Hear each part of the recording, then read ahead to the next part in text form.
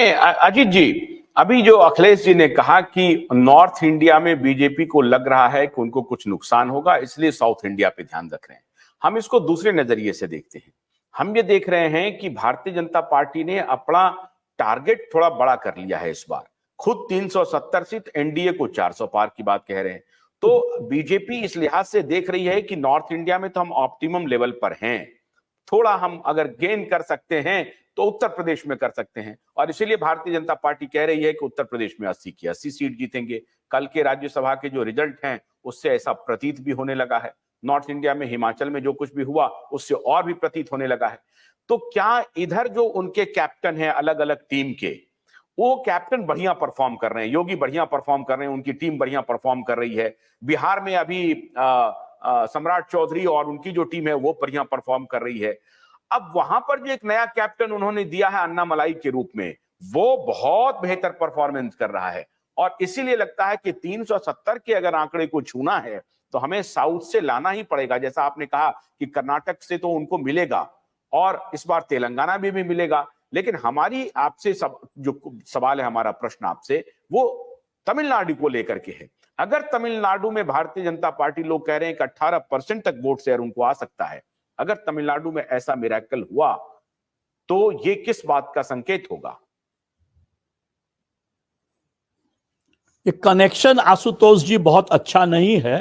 हालांकि मुझे बताने दीजिए। देखिए, आप लोग जो साउथ वर्सेस नॉर्थ करते हैं ना, या जो मीडिया में जनरल साउथ वर्सेस नॉर्थ करते हैं, वो मुझको बहुत अच्छा डिवीजन नहीं लगता है। आखिर कर्नाटक भी तो साउथ है ना भाई, महाराष्ट्र भी तो साउथ है, नर्मदा के साउथ है। साउथ नॉर्थ डिवीजन मत कीजिए, मैं बताता हूं क्या डिवीजन कीजिए। आपको यदि रीजनल डिवीजन करना है तो आप साउथ ले लीजिए और ईस्ट इंडिया ले लीजिए एक तरफ, और उधर आप लीजिए वेस्ट इंडिया और नॉर्थ इंडिया। ठीक है। यदि कोस्टल रीजन करना है तो आप करिए ईस्ट वर्सेस वेस्ट। आप देखिए ईस्टर्न कोस्ट में, यानी कि जिधर बे ऑफ बंगाल है, उस साइड में बीजेपी थोड़ी वीक है, ये बीजेपी को मालूम है। और वेस्टर्न साइड में आप लीजिए गुजरात नंबर 1, उसके बाद कर्नाटक साउथ में, उसके बाद महाराष्ट्र। तो इसमें तो काफी स्ट्रांग है बीजेपी वेस्टर्न साइड में। इधर देखिए राजस्थान वेस्ट में आ गया, हरियाणा, दिल्ली, ये सारा इसमें बीजेपी, समझिए उसका मानिए सैफरन बेल्ट है बीजेपी का, साथ ही साथ हिंदी हार्टलैंड। उसीलिए मैंने कहा नॉर्थ एंड वेस्ट बीजेपी का स्ट्रेंथ एरिया है, और उसकी वीकनेस है ईस्ट और साउथ। ईस्ट में भी असम एक्सेप्शन है, असम में पावर में है। बंगाल में पिछले बार जम के 18 सीट जीता, और मैं तो कहता हूं कि यदि ये अलायंस ममता के साथ कांग्रेस की नहीं बनी, ये तीन कोने फाइट में 18 से कहीं 22 ना हो जाए, या उससे भी ज्यादा बीजेपी। समझे ना, ममता अपने एरोगेंस में वो नहीं समझ रही है बात। तो अब वापस आते हैं, ये जो मैंने नया डिवीजन दिया, एक और चीज देखिएगा कि जहां वीक है उड़ीसा, आंध्रा, वो बीजेपी के पॉकेट में है। वैसे भी ये दोनों एलाई हैं। हर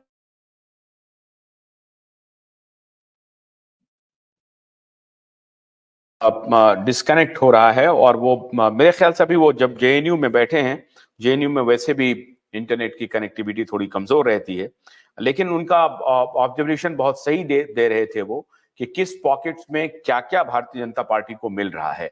जैसे उन्होंने नॉर्थ और वेस्ट के बारे में बताया कि वहां ऑलमोस्ट सेफर्न है, लेकिन मैं अभी जो ईस्ट के बारे में वो कह रहे थे, यह और बात है कि ईस्टर्न स्टेट में आसाम को छोड़ करके और बहुत राज्य में उतना सीट नहीं है लोकसभा का।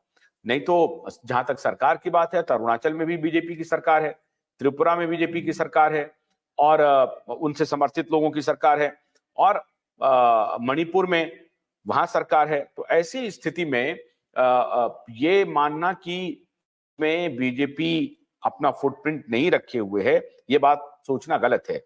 ईस्ट में भी भारतीय जनता पार्टी बहुत मजबूत है। जो सबसे बड़ा सवाल बीजेपी के लिए होता है वो साउथ है, और उस साउथ में तमिलनाडु इस बार उनको बहुत कुछ दे रहा है। एक बात मैं आपसे जानना चाहता हूं अखिलेश जी, अगर अन्नामलाई आखिर क्यों इतने चर्चित हो रहे हैं, क्या कर रहे हैं अन्नामलाई? नहीं, अन्नामलाई क्या है, देखिए एक तो क्या है कि एक अभी भी समझिए कि युवा हैं वो, और सबसे बड़ी चीज क्या है कि उनका जो कनेक्टिविटी है, जो उनका जो है ना बोलने का तमीज है या बोलने का जो लहजा है, या जनता से साफ जुड़ रहा है वो। और ये जो है ना, देखिए तमिलनाडु की जनता जो है मूल रूप से वहां पर दो ध्रुवों में पहले बटी हुई थी, एक अन्ना द्रमुक का, दूसरा द्रमुक। लेकिन ये बीजेपी ने अपनी जगह बनाई है, और ये जगह बनाने में अन्नामलाई की बड़ी भूमिका है। तो ये जो बीजेपी का जो संगठन वहां पर माने जो तैयार हुआ, उस संगठन के बाद अब अभी जो राजनीति आपको दिखेगी, उसमें अन्ना द्रमुक और द्रमुक के साथ ही कांग्रेस के बहुत सारे धारा जो है टूटकर बीजेपी के साथ जुड़े हैं। और यह जुड़ाव जो है, यही समझिए कि अन्नामलाई की ताकत है, और यही ताकत बीजेपी की ताकत होने वाली है। इसलिए मैं बार बार कह रहा हूं कि जो उनका जो पॉलिटिक्स है, खासकर ग्रामीण इलाकों में अन्नामलाई को बहुत लोग देख रहे हैं, बहुत लोग सुन रहे हैं। और ग्रामीण तमिलनाडु का ग्रामीण जो इलाका है, अगर बीजेपी के साथ खड़ा हो गया, तो मैं वही बार बार मैं भी समझ रहा हूं कि इस बार बीजेपी को 4-5 सीटें तक वहां आ सकती है। और ऐसा अगर होता है तो बीजेपी के लिए बड़ी उपलब्धि होगी, दक्षिण का द्वार उसके लिए खुल जाएगा। ये नहीं, अन्नामलाई कोई सवर्ण नहीं है। अन्नामलाई उसी कम्युनिटी से आते हैं जिस कम्युनिटी को लेकर के पेरियारवादी तमिलनाडु में बहुत बड़ा माहौल बनाए हुए हैं। और इसीलिए ये एक बहुत बड़ा स्ट्रेंथ है अन्नामलाई का कि ये उनकी ही भाषा में उसी तरह से कम्युनिकेट करते हैं और उनकी धूर्तता को काउंटर करने की स्थिति में है। ये एक बहुत बड़ा कैरिस्मेटिक लीडर है, लीडरशिप है अन्नामलाई में।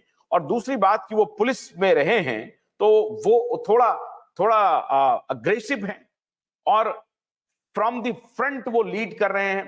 तो एज ए कैप्टन अपनी पार्टी को एक साथ वो आगे खेल रहे हैं फ्रंट फुट पे, और लगातार काउंटर कर रहे हैं जो उनकी अपोजिशन में है, स्टालिन की पार्टी या एआईएडीएमके या डीएमके दोनों।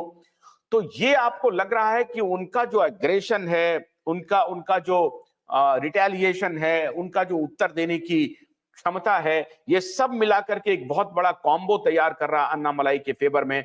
और वो बीजेपी का एक बहुत बड़ा कॉम्बो जनमानस में तैयार कर रहा है। देखिए इसके अलावा एक और है अन्नामलाई के पक्ष में या बीजेपी के पक्ष में जो एक और बात जा रही है, उसमें क्या है कि लंबे समय से अन्ना द्रमुक और द्रमुक के बीच में जो वहां की जो जनता बटी हुई है, और राजनीति इन्हीं दोनों पार्टियों की हमेशा रही है, सत्ता सरकार इन्हीं की बनी है। अब लगता है वहां के लोगों को कि एक जो है ना बीजेपी के तौर पर अगर कोई पार्टी यहाँ पर पदार्पण कर रही है, तो उसकी राजनीति को भी देखा जाए। चूंकि बीजेपी की जो एक राजनीति है कि डबल इंजन सरकार, हमने ये किया, हमने वो किया। अन्ना द्रमुक की बता रहा हूं, जब तक जयललिता जिंदा थी तब तक उनकी राजनीति क्लाइमेक्स पर होती थी, और जाने के बाद अब अन्ना द्रमुक में सबसे ज्यादा टूट हुई है, टूट होगी, क्योंकि अन्ना द्रमुक के भीतर भी 2-3 समझिए कि गुट बने हुए हैं, और इसका फायदा बीजेपी को मिलना है। और बीजेपी अगर इसका लाभ ले लेती है तो जाहिर सी बात है कि बीजेपी वहां पर एस्टेब्लिश कर जाएगी, और बीजेपी को एक बेहतरीन लाभ हो सकता है वहां पर। भोलानाथ का ब्रश कटर एक बैटरी से चलने वाली मशीन है जिसका चार्जिंग समय 3.5 घंटे है। इसे हम 6 से 8 घंटे बिना रुके चला सकते हैं। एक बार चार्ज करने पर ये 16,000 स्क्वायर फीट गेहूं, चावल, बजरा, जोवर के खेत काट सकता है, जबकि इसी कार्य को पेट्रोल ब्रश कटर 1,000 रुपए पेट्रोल का खर्चा करता है।